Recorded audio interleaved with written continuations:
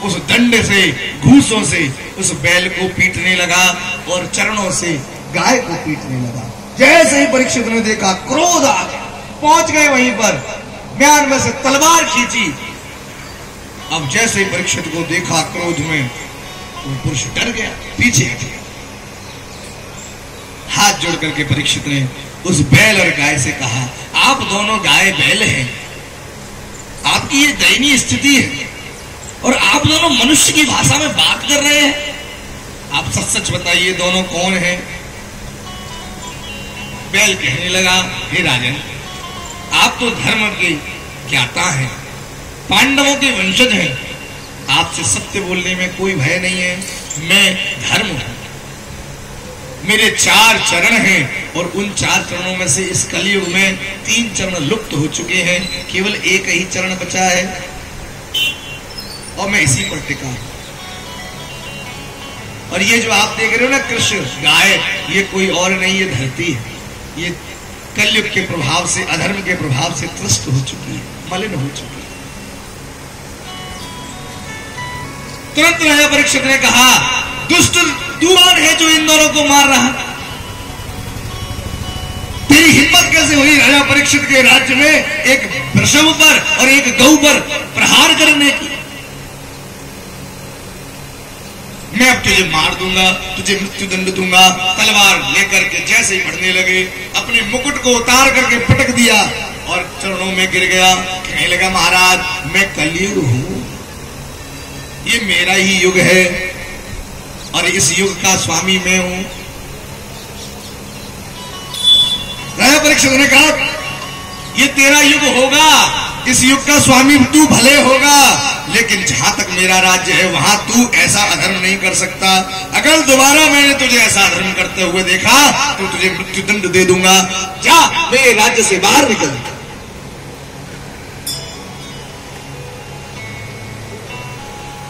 अब कलयुग बोला, महाराज सारी धरती पर तो आपका राज्य है, आप चक्रवर्ती सम्राट हैं, मैं कहां जाऊं?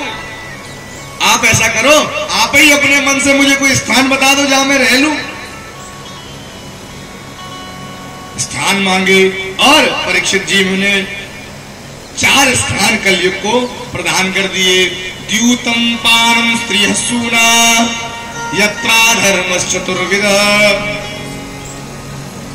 द्यूतम, जहां जुआ खेला जाता हो वहां कलयुग तुम निवास करो, पहला स्थान।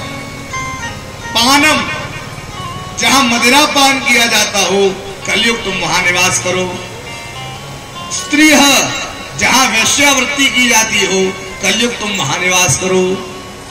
और सूनु, जहां वध किया जाता हो, हिंसा की जाती हो, वहां तुम निवास करो। ये 4 स्थान क्यों दिए राजा परीक्षित ने? क्योंकि इन चारों जगहों पे अधर्म रहता है। तो कहा कि कलयुग के लिए ये जगह ठीक है जहां अधर्म रहता है, सज्जन बचे रहेंगे। अधर्म किस रूप में रहता है? जहां जुआ खेला जाता है वहां अधर्म रहता है झूठ के रूप में।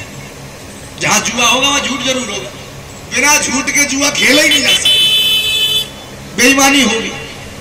वहां असत्य के रूप में अधर्म रहता है। पानम, जहां मदिरा पान होता है वहां नशे के रूप में अधर्म रहता है। जहां मदिरा पान होगा वहां नशा होगा, मद होगा। मद होगा तो फिर गिरेंगे उल्टी सीधी जगह, वहां धर्म होगा। स्त्री, जहां वेश्यावृत्ति होगी वहां काम होगा, वहां वासना होगी, वासना के रूप में धर्म होगा। और जहां हिंसा होगी वहां पर अधर्म जो है रज के रूप में निवास करता है। लेकिन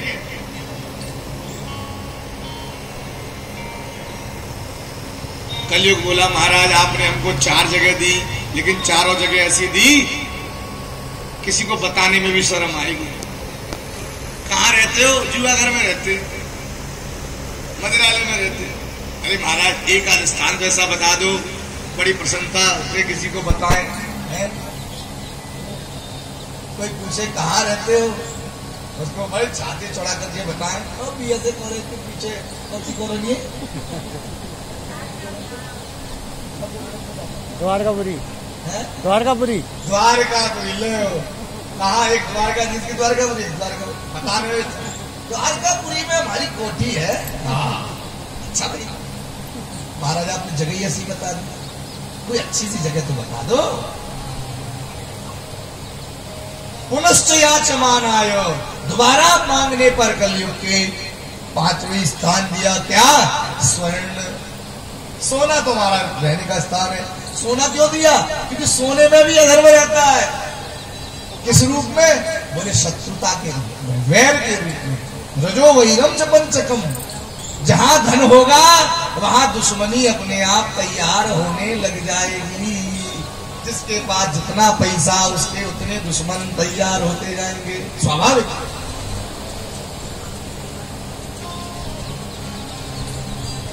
सामने से लड़ने वाले नहीं होंगे तो पीछे से जलने वाले होंगे, लेकिन होंगे जरूर, रहेंगे नहीं। तो सोने के अंदर भी अधर्म का निवास होता है, इसलिए 5वां स्थान सोना दे दिया। कलयुग वहां से प्रस्थान कर गया। एक दिन राजा परीक्षित शिकार खेलने गए, जरासंध का जीता हुआ मुकुट रखा था राजकोष में, उस मुकुट को पहन लिया। ध्यान देना, सोने में कलयुग का निवास है, लेकिन हर सोने में नहीं।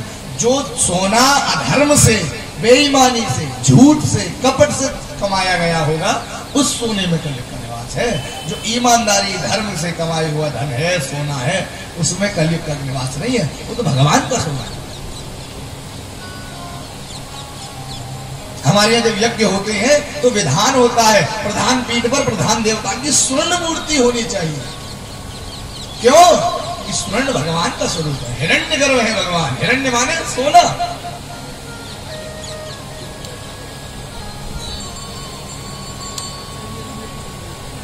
लेकिन आज राजा परीक्षित ने जो मुकुट पहना है, वो मुकुट किसका है? जरासंध का, जो जीत करके लाए थे अर्जुन और भीम कृष्ण के साथ।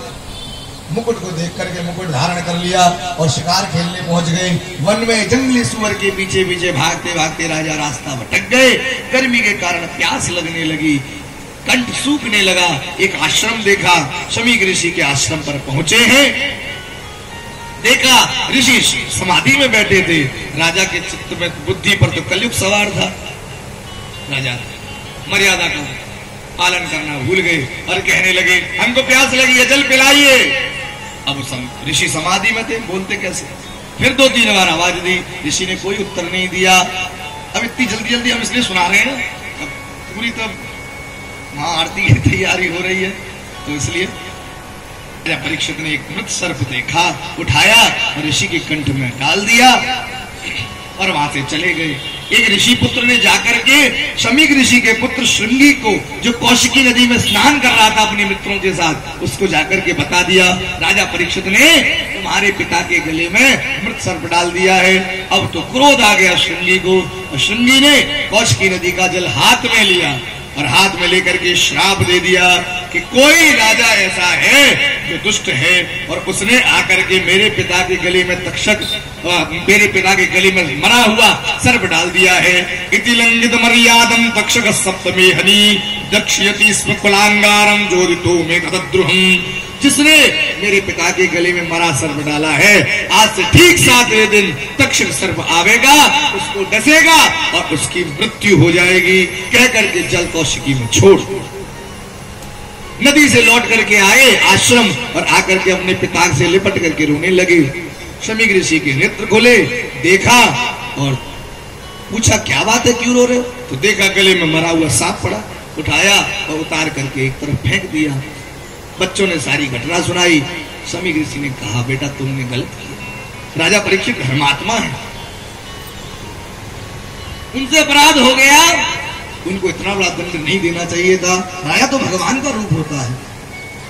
एक ऋषि पुत्र से कहा, तुम जाओ और परीक्षित को बता दो कि 7 दिन में उसकी मृत्यु होने वाली है, अपने कल्याण का कोई मार्ग प्रशस्त कर ले। इधर राजा परीक्षित जैसे ही महल में पहुंचे और मुकुट उतारा, मुकुट उतारते ही ध्यान आई, अरे राम राम राम राम, हमसे इतना बड़ा अपराध हो गया।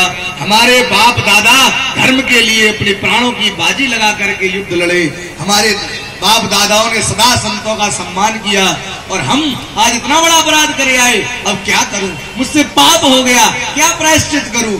प्रार्थना कर रहे हैं भगवान से, प्रभु इसी समय मेरे ऊपर बिजली गिर जाए, मैं मर जाऊं, ये बादल फट जाए, मेरी मृत्यु हो जाए, धरती फट जाए, मैं इसमें समा जाऊं, कैसे भी ये पाप जो मुझसे हुआ इसका प्रायश्चित होना चाहिए। दुखी हो रहे हैं। उसी समय ऋषि पुत्र आया, प्रणाम किया राजा को। राजा से कहा, महाराज आपको श्रृंगी ऋषि ने श्राप दे दिया है, आज से ठीक 7वें दिन तक्षक आएगा, आपको डसेगा, आपकी मृत्यु हो जाएगी, इसलिए आप अपने कल्याण का कोई मार्ग ढूंढ लीजिए। अब जैसे ही सुना राजा परीक्षित ने, राजा परीक्षित नाचने लग गए। हम तो सोच रहे थे कि प्रायश्चित क्या होगा, ये तो भगवान ने साथ ही साथ हमारे पाप का प्रायश्चित करवा दिया, श्राप मिल गया, हम पाप से मुक्त हो गए, अब तो हम मर जाएंगे और निष्पाप हो जाएंगे। देखो, मरना मंजूर है लेकिन पाप करना मंजूर नहीं। ये राजा परीक्षित है। अब नाच रहे राजा परीक्षित, तब तक रानी आ गई। रानी ने कहा, अरे महाराज क्या हो गया, क्यों नाच रहे हो? कहा, देवी नाचने की बात है आज।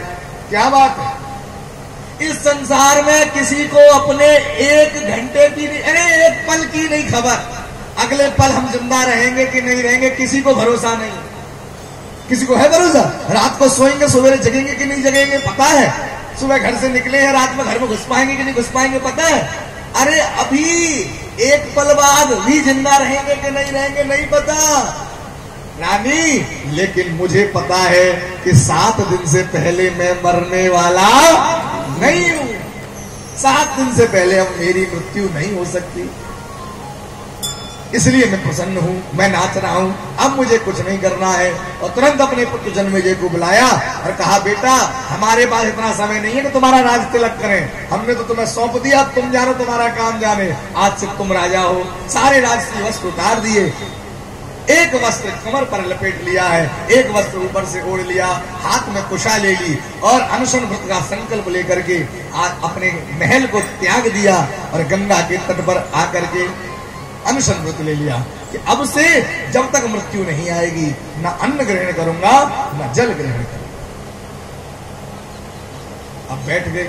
अब जैसे ही ऋषियों को पता चला राजा परीक्षित को श्राप लग गया है और राजा अनशन व्रत पर बैठ गए हैं, सब ऋषि वहां पहुंचने लगे। गंगा के किनारे धीरे धीरे ऋषियों का आगमन होने लगा। एक एक करके सारे ऋषियों ने वहां दर्शन दिए। अत्रि, देवल, भारद्वाज, गौतम, जमदग्नि, पराशर, पिप्पलाद, मैत्रेय और कवश, अगस्त, वेदव्यास, पराशर, सब ऋषि आकर के वहां उपस्थित होने लगे। और इधर राजा परीक्षित ध्यान में बैठे भगवान से प्रार्थना कर रहे हैं, प्रभु मैं जब अपनी मां के पेट में था, ब्रह्मास्त्र आया मुझे मारने, तब आप मेरी रक्षा करने आए, अब की बार फिर एक ब्राह्मण का अस्त्र मुझे मारने आ रहा है। मैं इस ब्राह्मण के अस्त्र से नहीं डर रहा, लेकिन ये अस्त्र कहीं मेरा पतन न करा दे, आप कृपा करके मेरी रक्षा करने के लिए आइए। और भगवान ने सुन ली।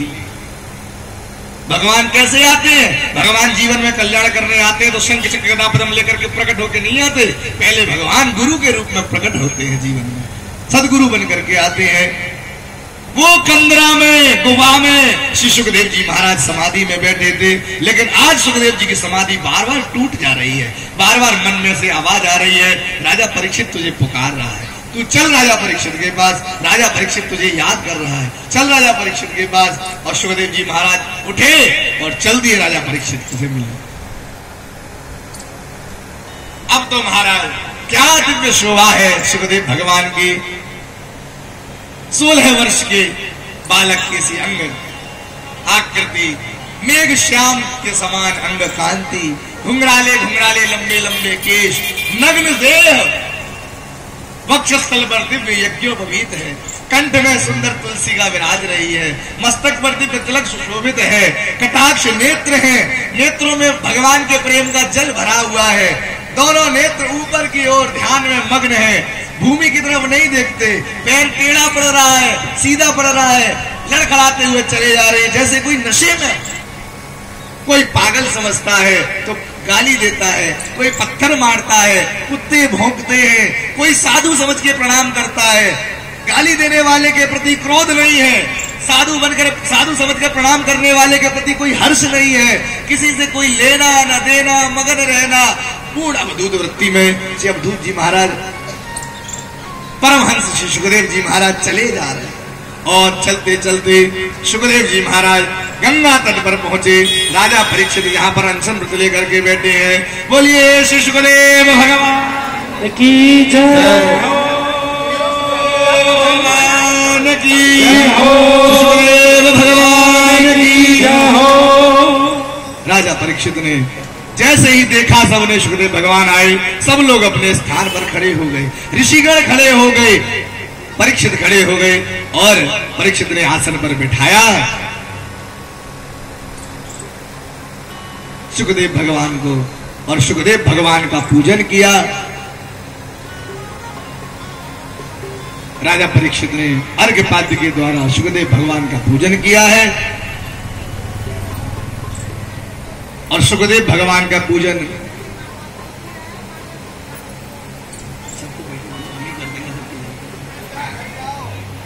किया और प्रेम के साथ गुरुदेव भगवान को वंदन कर रहे हैं। दयानिधि श्री गुरुदेव, दयानिधि श्री गुरुदेव, दयानिधि श्री गुरुदेव, दयानिधि श्री गुरुदेव,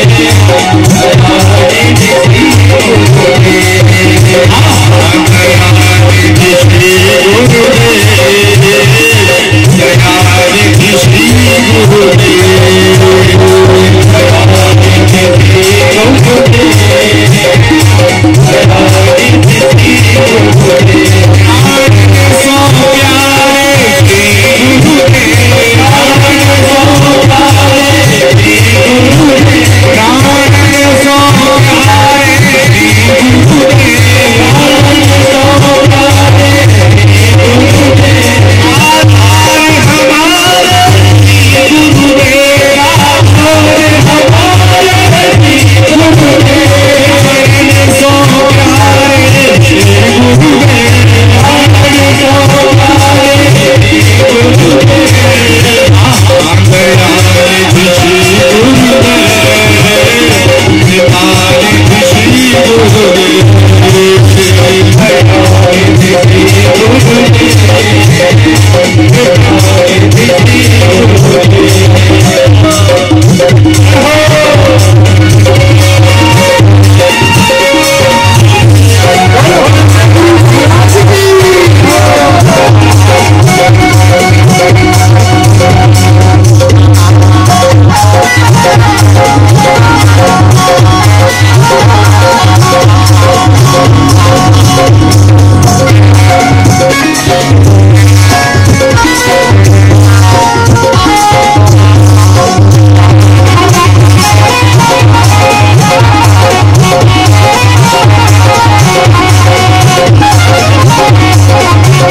श्री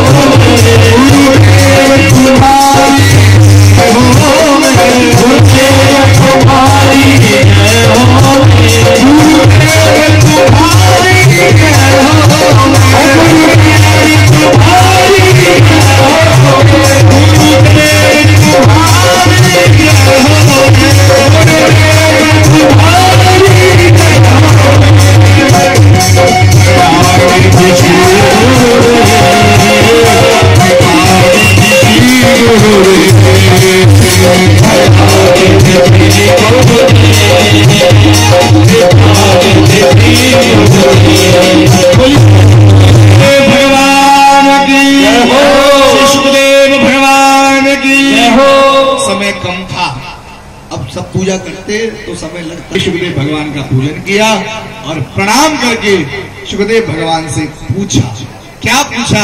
कहने लगे अतः प्रक्षामि संसिद्धिं योगिनां परमं गुरुं पुरुषस्य यत्कार्यं क्रियमाणस्य सर्वथा। हे महाराज, आप योगियों के परम गुरु हैं। हे प्रभु, आप इस रूप में यहाँ प्रकट हुए हैं। मैं आपसे केवल एक ही बात जानना चाहता हूँ। क्या उस पुरुष को क्या करना चाहिए जो मरने वाला। ये नहीं कहा कि मैं मरने वाला हूं, मैं क्या करूं। क्या कहा? म्रियमाण व्यक्ति को क्या करना चाहिए, जो मरने वाला हो उसको क्या करना चाहिए। इतना दिव्य प्रश्न किया है। और इस प्रश्न के उत्तर में सुखदेव भगवान ने क्या कहा है, ये हम और आप कल की कथा में श्रवण करेंगे। आज की कथा यही विश्राम। अब 7 बजे भगवती की आरती होती है। कल हम प्रयास